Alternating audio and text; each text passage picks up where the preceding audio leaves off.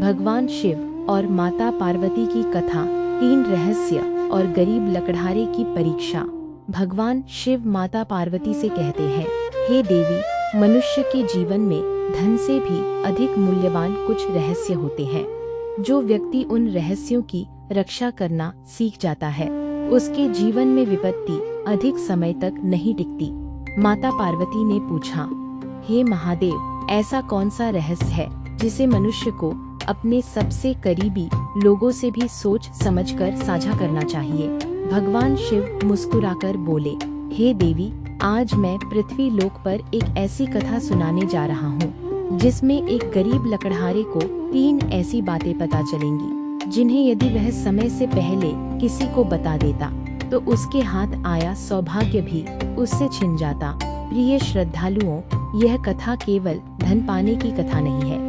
यह हमें बताती है कि विश्वास किस पर करना चाहिए, अपनी कमजोरी किससे छिपानी चाहिए और अवसर मिलने पर अहंकार से कैसे बचना चाहिए। तो आइए भगवान शिव और माता पार्वती की इस पवित्र कथा को आरंभ करते हैं। बहुत समय पहले एक छोटे से गांव में माधव नाम का एक गरीब लकड़हारा रहता था। उसका छोटा सा मिट्टी का घर था। घर में उसकी पत्नी गौरी और एक छोटा बेटा रहता था। माधव सुबह सूरज निकलने से पहले जंगल चला जाता और दिन भर लकड़ियां काटकर शाम को उन्हें बाजार में बेचता। कभी उसे इतना धन मिलता कि घर में दोनों समय चूल्हा जल जाता और कभी ऐसा भी होता कि पूरा परिवार केवल पानी पीकर सो जाता। एक दिन उसकी पत्नी गौरी ने दुखी होकर कहा, स्वामी, हमारा बच्चा बड़ा हो रहा है, उसकी पढ़ाई का खर्च भी है और घर की छत भी टूट रही है। आप रोज जंगल जाते हैं, लेकिन हमारी गरीबी खत्म ही नहीं होती। माधव ने पत्नी को समझाते हुए कहा, गौरी, मेहनत का फल देर से मिलता है, लेकिन मिलता जरूर है। हमें भगवान पर भरोसा रखना चाहिए। उसी रात माधव ने भगवान शिव की मूर्ति के सामने दीपक जलाया और प्रार्थना की, भोलेनाथ, मैं धन नहीं मांगता, बस इतना आशीर्वाद दीजिए कि मेरे परिवार को कभी किसी के सामने हाथ न फैलाना पड़े। उसी रात भगवान शिव ने माता पार्वती से कहा, हे देवी, माधव की परीक्षा का समय आ गया है। कल उसके जीवन में ऐसा अवसर आएगा जो उसकी गरीबी हमेशा के लिए समाप्त कर सकता है, लेकिन उस अवसर के साथ 3 परीक्षाएं भी आएंगी। माता पार्वती ने पूछा, प्रभु, वह 3 परीक्षाएं कौन सी होंगी? भगवान शिव बोले, पहली परीक्षा होगी लालच की, दूसरी परीक्षा होगी विश्वास की और तीसरी परीक्षा होगी रहस्य की। अगले दिन माधव जंगल में पहले से अधिक भीतर चला गया। वह एक पुराने पहाड़ के पास पहुंचा। वहां उसे एक विशाल बरगद का पेड़ दिखाई दिया। पेड़ के नीचे एक वृद्ध साधु ध्यान लगाए बैठे थे। माधव ने साधु को प्रणाम किया। साधु ने आंखें खोली और कहा, माधव, आज तुम यहाँ लकड़ियाँ काटने नहीं, अपना भाग्य बदलने आए हो। माधव आश्चर्यचकित होकर बोला, महाराज, आप मेरा नाम कैसे जानते हैं? साधु मुस्कुराए, जिसका नाम भगवान के सामने लिया जाता है, उसे पहचानने के लिए संसार की आंखों की आवश्यकता नहीं होती। फिर साधु ने बरगद की एक जड़ की ओर इशारा किया, उस जड़ के नीचे खुदाई करो, लेकिन याद रखना, जो कुछ मिले उसके बारे में किसी को तुरंत मत बताना। माधव ने जमीन खोदना शुरू किया। कुछ ही देर में उसकी कुदाल किसी कठोर वस्तु से टकराई। उसने मिट्टी हटाई तो वहाँ एक पुराना लोहे का संदूक दिखाई दिया। माधव का दिल तेजी से धड़कने लगा। उसने संदूक खोला तो उसमें चमकते हुए सोने के सिक्के, चांदी के आभूषण और कुछ पुराने रत्न रखे थे। माधव की आंखों में खुशी के आंसू आ गए। वह सोचने लगा, अब मेरे बेटे को कभी भूखा नहीं सोना पड़ेगा, मेरी पत्नी को दूसरों के घर काम नहीं करना पड़ेगा, मैं अपना घर बनवा सकूंगा। लेकिन तभी साधु ने कहा, माधव, यह धन तुम्हारी परीक्षा है। माधव ने पूछा, परीक्षा? साधु बोले, हाँ, इस धन को लेकर गांव मत जाना, पहले मेरे बताए स्थान पर जाओ, वहाँ तुम्हें दूसरा संकेत मिलेगा। माधव ने उनकी बात मान ली। वह संदूक को लेकर पहाड़ के पीछे पहुंचा। वहां उसे पत्थरों से बना एक छोटा सा मंदिर दिखाई दिया। मंदिर के अंदर शिवलिंग स्थापित था। माधव ने भगवान शिव को प्रणाम किया। उसी समय मंदिर के पीछे से एक आवाज आई, यदि धन चाहिए तो पहले एक भूखे व्यक्ति को भोजन कराओ। माधव ने पीछे देखा, वहाँ कोई नहीं था। उसके पास अपना भोजन भी बहुत कम था। वह सोचने लगा कि यह भोजन वह खुद खाए या किसी भूखे को दे। कुछ देर बाद उसने अपना भोजन एक बूढ़े भिखारी को दे दिया। बूढ़े ने भोजन किया और आशीर्वाद देते हुए कहा, बेटा, आज तुमने अपना भोजन दिया है, कल भगवान तुम्हें ऐसा धन देंगे जिसे तुम अकेले संभाल नहीं पाओगे। माधव वापस लौटा। रास्ते में उसे एक घायल व्यापारी मिला। उसके पास बहुत सारा सामान था, लेकिन वह चल नहीं पा रहा था। व्यापारी ने कहा, भाई, यदि तुम मुझे गांव तक पहुंचा दो तो मैं तुम्हें अच्छा इनाम दूंगा। माधव ने संदूक एक पेड़ के पीछे छिपाया और व्यापारी की सहायता करने लगा। वह व्यापारी को गांव तक ले आया। व्यापारी ने उसे कुछ चांदी के सिक्के दिए। माधव ने सोचा, यदि मैंने रास्ते में इस व्यक्ति की मदद न की होती तो शायद यह धन मुझे नहीं मिलता। वह समझ गया कि भगवान की कृपा केवल संदूक में रखे सोने में नहीं, बल्कि अच्छे कर्मों में भी है। जब माधव घर पहुंचा तो उसकी पत्नी गौरी ने पूछा, आज आपको देर क्यों हो गई? माधव कुछ कहने ही वाला था कि उसे साधु की बात याद आ गई। उसने केवल इतना कहा, जंगल में एक अच्छा काम करते करते देर हो गई। गौरी ने ज्यादा सवाल नहीं किया, लेकिन उसी गांव में रघु नाम का एक लालची साहूकार रहता था। उसने माधव को जंगल की ओर से लौटते हुए देखा था। रघु को शक हुआ कि माधव के हाथ कुछ बड़ा लगा है। उसने अगले दिन माधव का पीछा करने का निश्चय किया। अगली सुबह माधव फिर उसी बरगद के पेड़ के पास पहुंचा। वहां वही साधु बैठे थे। साधु ने कहा, माधव, आज तुम्हारी दूसरी परीक्षा है। माधव ने पूछा, महाराज, अब मुझे क्या करना होगा? साधु बोले, आज तुम अपने सामने रखे धन में से आधा किसी जरूरतमंद को दे देना। माधव चौंक गया, लेकिन महाराज, मैं खुद गरीब हूँ।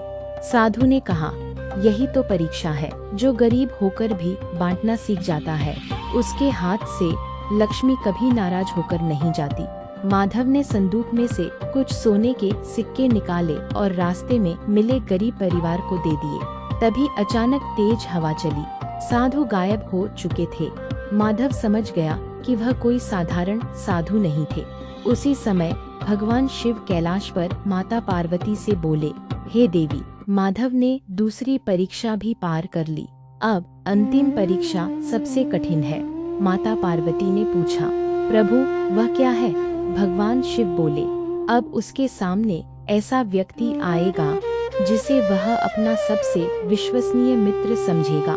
वही उसके रहस्य को जानने का प्रयास करेगा। अगले दिन गांव का एक व्यक्ति हरिया माधव के पास आया। हरिया ने कहा, भाई माधव, तुम इन दिनों बहुत बदले बदले लग रहे हो। जरूर तुम्हारे हाथ कोई बड़ा धन लगा है। मुझे अपना भाई समझकर सच बता दो। माधव चुप रहा। हरिया बोला, क्या तुम मुझ पर भी विश्वास नहीं करते? माधव ने कहा, विश्वास करता हूँ, लेकिन हर बात बताना जरूरी नहीं होता। हरिया नाराज होकर चला गया। वह सीधे साहूकार रघु के पास पहुँचा और बोला, मुझे लगता है माधव को जंगल में कोई खजाना मिला है। रघु की आंखें चमक उठी। उसने उसी रात जंगल जाने की योजना बना ली। रात के समय रघु जंगल पहुंचा। वह उसी बरगद के नीचे पहुंचा और जमीन खोदने लगा, लेकिन वहां उसे कुछ नहीं मिला, क्योंकि माधव ने संदूक पहले ही साधु के बताए दूसरे स्थान पर पहुंचा दिया था। रघु गुस्से में बोला, माधव ने मुझे धोखा दिया, अब मैं उसे सबक सिखाऊंगा। अगले दिन रघु ने गांव में अफवाह फैला दी कि माधव ने राजा का खजाना चुराया है। सैनिक माधव के घर पहुंच गए। माधव घबरा गया। उसकी पत्नी रोने लगी। सैनिकों ने पूछा, क्या तुम्हें जंगल में कोई खजाना मिला है? माधव कुछ बोलता उससे पहले उसे साधु की बात याद आई। सत्य बोलो, लेकिन हर सत्य हर व्यक्ति को बताना आवश्यक नहीं। माधव ने कहा, मुझे जंगल में कुछ मिला था, लेकिन वह मेरा नहीं है। मैं उसे उचित स्थान पर पहुंचाने का वचन दे चुका हूँ। सैनिक उसे राजा के सामने ले गए। राजा ने कहा, यदि तुम्हें खजाना मिला है तो तुरंत मेरे सामने प्रस्तुत करो। माधव ने हाथ जोड़कर कहा, महाराज, वह धन भगवान की परीक्षा है।